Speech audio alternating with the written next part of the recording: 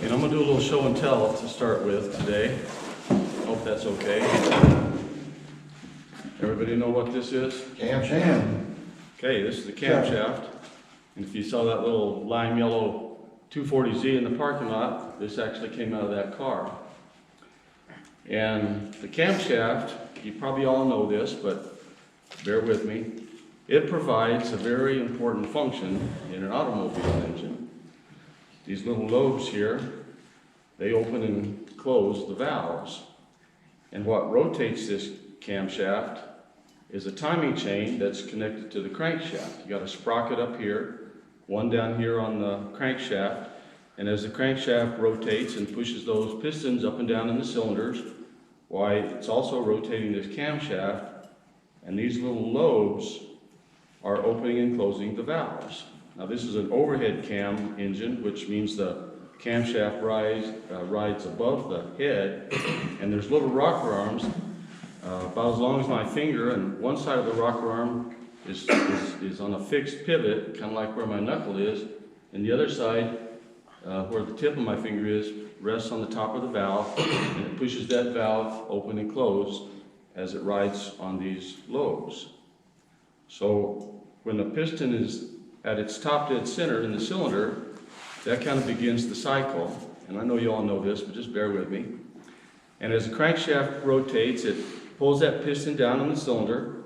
At the same time, now this is the intake valve here, this is the exhaust, there's one for each cylinder. So this particular engine, 1, 2, 3, 4, 5, 6, is a 6-cylinder engine.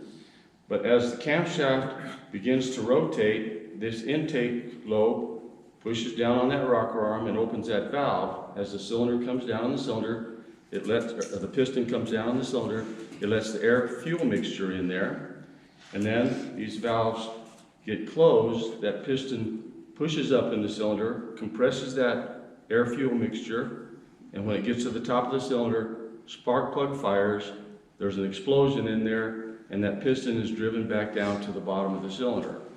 On the next stroke, when the piston comes up, the exhaust valve now, the camshaft is opening that exhaust valve, and the cylinder, or the piston comes back up in the cylinder, pushes the exhaust gases out through the exhaust system and out your tailpipe. And the timing of all of this is critical. That's why they call it a timing chain that connects the crankshaft to the camshaft. Because if this isn't opening and closing the valves at the same or the proper time that piston is running up and down the cylinders, the engine's not going to run very well. Now, if you were off, just say 1 or 2 teeth on this timing chain, you know, on the sprocket, 1 or 2 teeth off, you might get the engine running, but it's not going to run good. If you're off 3 or 4 or more teeth, it's not going to run at all. And if it was way off, well, you'll do damage to the engine. You've probably heard of somebody that had a timing belt break on their car, and what happens is the camshaft quits rotating because the timing belt broke. Some of the valves are in an open position, and when that piston comes up, it'll hit those valves and stuff gets broken and you're due for a new engine. You did say that was a 6-cylinder. 6-cylinder engine this one is. Can you tell if it's a Chevrolet or a Ford? Well, this is a Datsun here. Datsun? Yeah, this is a 240Z. So the point I'm trying to make here is just like the camshaft needs to be in time with that crankshaft, we need to be in time with God if we're going to operate properly in the way that we're designed to operate. In Ecclesiastes chapter 3, verse 1, it says there is an appointed time for everything and a time for every event under heaven. We go through different seasons in our lives. Some of these young guys are in their springtime or early summer, and some of us maybe are in the winter months of our lives. But as we go through our lives, we quite often want things to go according to our plans and in our time frame. And then when it doesn't, sometimes we get frustrated and we start making decisions that may not be according to God's perfect timing. In the 27th Psalm, David writes about a fearless trust in God. Looking at verses 13 and 14, he says, I would have lost heart unless I had believed that I would see the goodness of the Lord in the land of the living. Wait on the Lord. be of good courage, and he shall strengthen your heart. Wait, I say, on the Lord. It's easy for us sometimes to lose heart when we don't see God moving in our lives. Doors appear to remain closed and nothing seems to change. Sometimes it seems hopeless. A few weeks ago, you may recall when Terry Lawrence was here. Now, Terry is a Native American. He's a preacher on the Navajo Nation. And when he taught here, or preached here that Sunday morning, he told a little story about a time in his life when he wasn't waiting on the Lord and seeking the Lord's direction. He wanted what he wanted, and he wanted it now. He wanted answers to his question right now. So somebody told him, well, why don't you see the tribe's medicine man? He can give you answers. So Terry said, okay, that sounds like a good idea. And he made 2 trips to the medicine man seeking answers for direction in his life. Well, after the second trip, it kind of dawned on him that this medicine man isn't telling me anything that I don't already know. And all he got out of it was a bill for $800. It's times like this that it's important for us to remember that just like the crankshaft is the driving force in the engine, God needs to be the driving force in our lives. He's always working, even if we can't see it, and our view is limited, but God sees everything.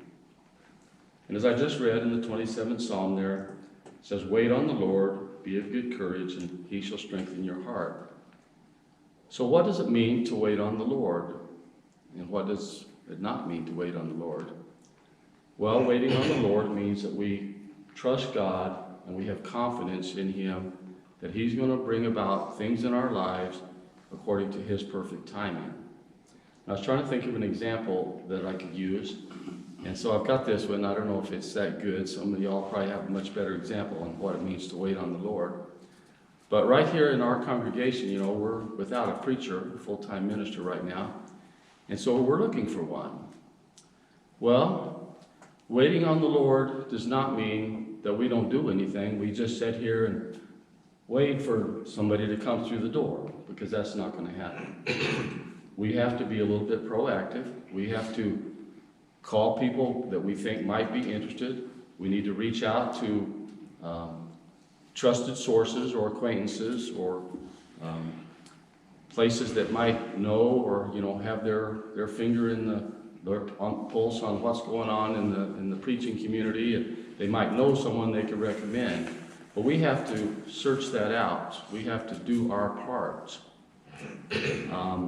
Not waiting on the Lord means that we wouldn't hire the first person that comes in that needs a job but may not really fit our congregation or have the same understanding of the scriptures as we think the scriptures teach. That's not waiting on the Lord if we were to jump to that. No, waiting on the Lord is doing our part and then trusting God to provide in his time frame as he sees fit. So no matter what your situation is, you can trust in God's perfect timing for your life. He will surely lift you up in due time, so don't lose heart. Thank you for your attention today, and I'm going to close now with a favorite verse from Isaiah, one that was found on coffee mugs and t-shirts and plaques on the wall. It goes like this. It's chapter 40, verse 31. But those who wait on the Lord shall renew their strength. They shall mount up with wings like eagles. They shall run and not be weary. They shall walk and not faint. Amen? Amen.